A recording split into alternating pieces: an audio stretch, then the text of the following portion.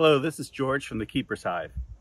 Today we're going to look at how easy and effective it is to do swarm control using the Keepers Hive. Come along and let's see how it's done.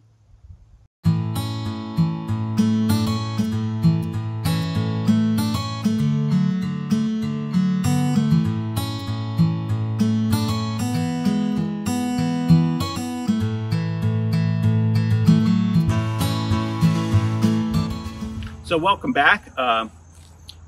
In springtime, one of the biggest challenges that beekeepers face is to prevent their hives from swarming.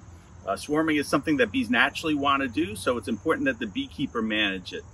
We try to prevent swarms because bees that swarm end up in your neighbor's roofs, and it also decreases the amount of honey that your hive will produce.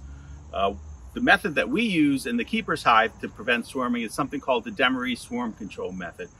It's a method that's not commonly known because usually with regular traditional Langstroths, it takes a lot of work and it disrupts bees a lot to perform the Demaree. With the Keepers Hive, it's much more easier and effective to perform the Demaree. So we're going to show you how to get it done. You're all in, brother. So this is how the Keepers Hive is going to look in early spring. You're going to have your 8-frame brood chamber. And then on top of that, you're going to have your 5-frame medium spacer box. The queen's going to start to lay in March or in early spring, and she's going to start to fill out the 8-frame brood chamber. You're going to be doing your weekly to every other week inspections, and you're going to notice when the brood chamber is almost full of brood. That is the time when you want to do some sort of swarm control. We recommend the Demaree swarm control with this hive, and what that basically is you're doing a vertical split within the hive. You're taking 4 to 5 frames of brood and moving it up to the top of the hive and putting 4 or 5 blank frames in the brood chamber. That decongests the brood chamber and also allows the queen more room to lay. So let's show you how it's done. So the first thing you're going to do is you're going to take a deep 5-frame nuke box, put it on top of your spacer box. This is not going to have any frames in it. You're going to go into the brood chamber and you're going to look for frames that have brood on it. So you're going to do an inspection. This one has brood, you're going to move it up. This one has brood, you're going to move it up. This one has the queen on it. The most important thing with the Demaree is that you don't move the queen up. So you want to find the queen and leave the queen in the bottom box.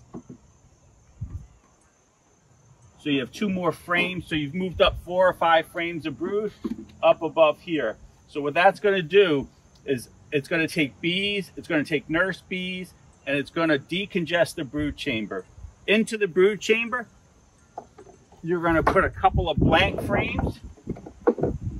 You're going to leave the frame or 2 with the queen on it in the middle of the 8-frame brood chamber. And you're going to fill out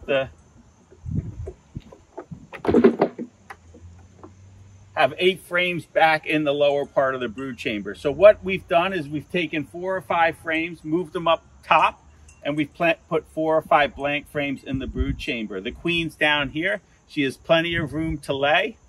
They're not going to swarm. These bees will emerge, hatch out, and then eventually go down and help the queen make more bees. So that's the Demaree swarm control. As you've noticed, I did not have to lift any boxes. I did not have to disturb the whole population of bees to get it done. So now we come back a week later after the Demaree, and the first thing we're going to do is we're going to look at the frames in the top box. Just to make sure that the bees have not put any queen cells in the top. It's unlikely with the Keepers Hive and the Demaree, but it's always good to check.